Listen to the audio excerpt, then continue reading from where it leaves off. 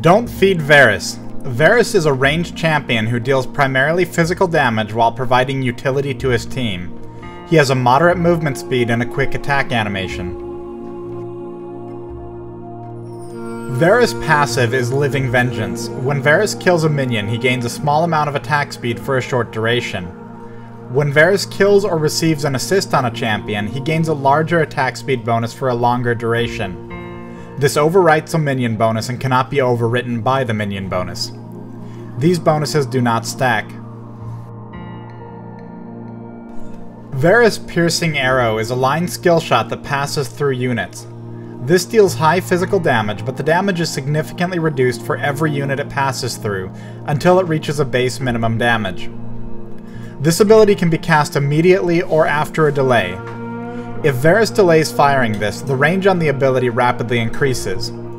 While pulling back, Varus moves more slowly and cannot use normal attacks or cast other abilities.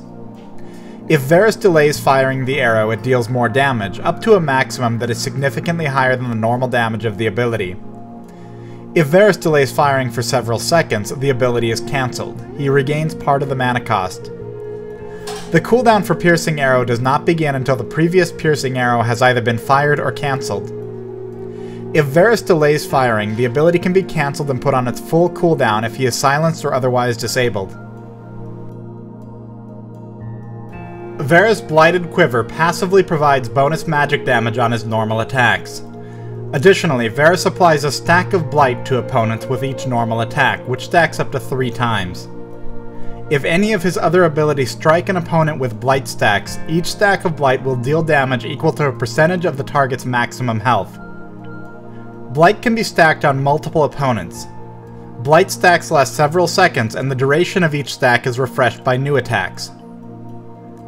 If one of Varus' other spells is blocked by a spell shield, blight stacks are not consumed and will remain active until they expire or until Varus hits a target with another spell. Varus' Hail of Arrows is a long-range skill shot that deals physical damage in an area. Additionally, the area gains a persistent slowing and healing reduction aura for several seconds. Spell Shield will block the initial damage from the spell, though the slow and healing reduction will still affect the target.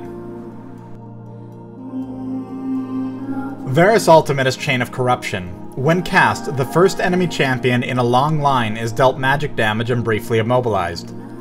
As soon as Chain of Corruption strikes an enemy champion, any enemy champions around the location where the first player was hit will have visual chains connecting them to that location. After a brief delay, they will also receive damage and be briefly immobilized. However, if the champions who are chained quickly move away from the location of the first affected player, they will not be affected. Note that this is location specific, not related to the champion who was hit. In other words, if a player with high tenacity breaks free early and moves away from their allies, this will not prevent the chains from hitting their allies. Tenacity also has no effect on the speed at which the ability spreads. Chain of Corruption can spread from newly affected champions in the same way as the initial chain, though it will never go back to a previously affected champion. If a champion is immune to crowd control, Chain of Corruption will fail. Spell Shield will break both the initial Chain of Corruption and secondary spreading in most cases. However, in one of our test matches, Spell Shield twice failed to stop the initial application of Chain of Corruption. We were unable to repeat this in later tests, but there may be a bug causing this. Chain of Corruption provides vision on affected targets. For Varus to reach his potential, he must make effective use of his spells. Since 3 of his core abilities are skill shots, and the other ability relies on those 3, you will need to both understand his abilities and be consistent about landing them. Before going further, it needs to be emphasized that Varus is one of a limited number of hard carries with no strong escape mechanisms in fights. For this reason, positioning in smart places, particularly places where you are protected from flanking or have an escape path, is critical. This positioning also means that you should consider targets of opportunity before considering players in the back line during teamfights. While you should take advantage of enemy carries who are out of position and expose themselves to your damage, it's usually better to clear out high priority threats who are in range of you before attempting to move past the front line to damage hard carries. Beyond this, he also generally will not measure up against other skilled AD carries with equal gear, particularly those with dashes or blinks who will avoid some or all of his skill shots. This is due to his lack of a steroid ability, or in other words, an ability that dramatically and persistently increases his damage per second. Fortunately, this is where Chain of Corruption comes into play. While the ultimate isn't too strong in terms of changing the outcome of 1v1 fights, the root makes it far more likely that early and mid-game team ganks will be successful. Along with this, Varus has excellent farming potential, not just from his passive allowing for easy last hits, but also his ability to snipe out minions he can't safely get near with Piercing Arrow. Provided he has the mana, a combination of Piercing Arrow and Hail of Arrows can quickly clear out full minion waves, or at the very least, leave them low enough that he can quickly last hit the remaining minions. It is critical for Varus to make use of both his farming potential and team gank potential in order to stay a step ahead of the opposing team's AD carry. This will allow him to not only offer his utility to his team, but also provide the full effectiveness of other AD carries. Because of the importance of positioning, his gold income has a direct impact on his ability to pump out damage on heavier fighters, so his team can more quickly shut down enemy carries. At champion selection, the best complements to Varus are champions with hard crowd controls, particularly crowd controls that are not skill shots. This is largely because Varus can follow these up with Chains of Corruption to dramatically increase the length of time where a player cannot move from a position. Additionally, champions who can peel enemies off Varus or otherwise buy him time to live are ideal. While this is true for all teams with a hard-ranged AD carry, it is important to understand that Varus may simply be zoned out of a fight by bulky champions with gap closers or crowd controls if teammates do not assist. Let's get into the abilities a little bit, starting with his Blighted Qulver since that affects how he uses his other abilities. The passive component of Blighted Qulver is fantastic for last-hitting minions. While it's entirely possible to last hit without taking a point in this, you will last hit better with it, and you should consider taking at least 1 point early. Beyond this, you need to discipline yourself to using abilities after you've got blight stacks on opponents. The burst damage on this is very significant. A master Varus player will be able to identify situations where they can benefit from stacking blight on multiple targets, and alternate skillfully between them to make sure the stacks don't fall off. His Piercing Arrow is a very strong ability, but you need to get used to weaving it in between your normal attacks for extra damage.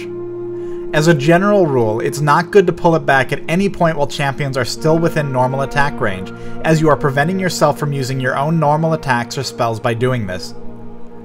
The cooldown on this ability means you may not get an opportunity to use it twice in quick fights. For this reason, consider saving it until you have blight stacks or until an opponent is fleeing. Piercing Arrow loses a lot of damage when it passes through other units.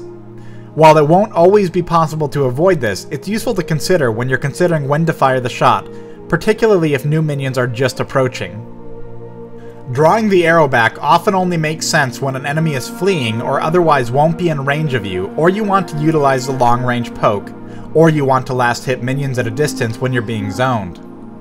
You will need to lead your opponents a little with the shot, but the projectile is very fast and can be hard for an opponent to dodge.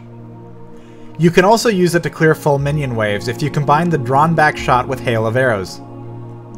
One last thing, when drawn back, Piercing Arrow has a long enough range that you can snipe Dragon from the outer wall, even if he's been pulled into the river. In the early game, you will need to choose how to best approach harassment.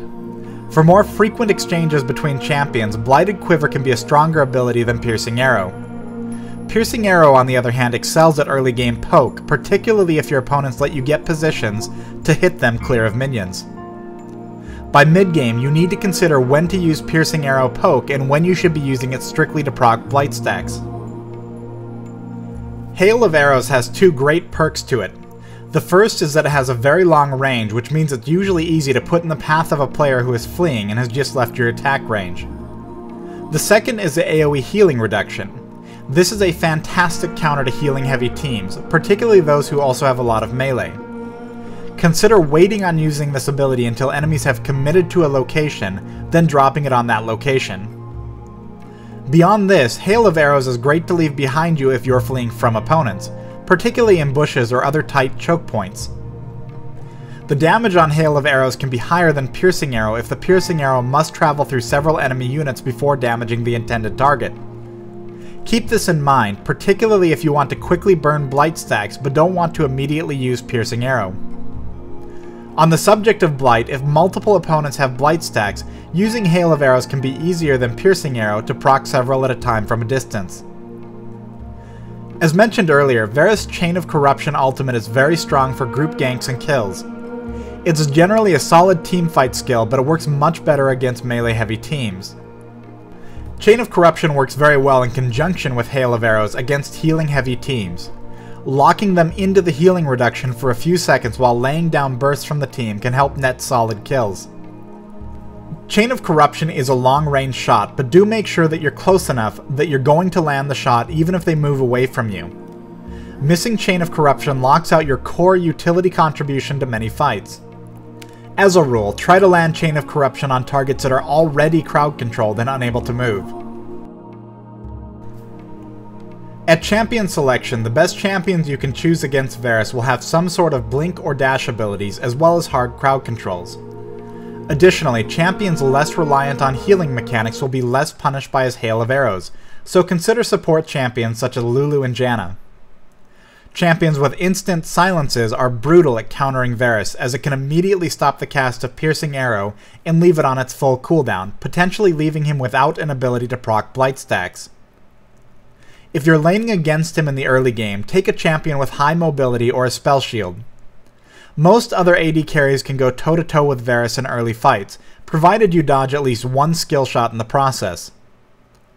Try to take this advantage and harass early, but don't do so if you may come out too low to stay near minions. By getting zoned, you open yourself up to piercing arrows that aren't hitting minions, meaning they're dealing at or near maximum damage. For this reason, boots and health potions are ideal, as it lets you be more aggressive early and recover from it if the exchange leaves you lower than you need. Watch out for Blight stacks. While these are on you, his next spell will deal a lot of bonus damage. If you are fleeing and significantly beyond his attack range, make very hard 90-degree turns to fake Varus out. Piercing Arrow is a very fast projectile, so you really need Varus to miss it rather than attempt to dodge it once it's been fired. If you are reliant on healing and need to deal with Varus, watch out for his Hail of Arrows AoE and move immediately out of it. Varus can be completely zoned out of a team fight by aggressive fighters, particularly those who can also avoid at least one of his skill shots in the process. If Varus is carrying the opposing team and is a significant threat, look for any opportunity where he is out of position. Take advantage of this immediately by focusing damage on him. Consider having at least one player ready to flank him from an unexpected path during teamfights. Keep in mind that Chain of Corruption will immobilize you, but it won't prevent you from attacking or casting abilities. If you can ignore the relatively low damage from the ability and don't need to move, you may not need to worry about avoiding chains. Varus punishes melee-heavy teams and many AoE team comps. As with many other champions, watch out before you engage in tight areas such as jungle choke points. Thanks for watching this Don't Feed. Be sure to subscribe with the button on the upper right. Check out my previous movie in this series, Don't Feed Gragas, by clicking the movie thumbnail on the right. I've written a book on League of Legends called Learn the League. If you love these movies, I strongly recommend checking out the book at learntheleague.com.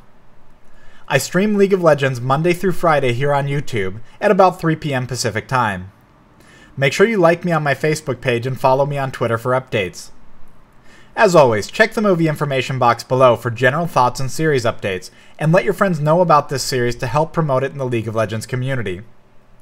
Also, make a post on the official League of Legends forum thread linked below if you really enjoy the series.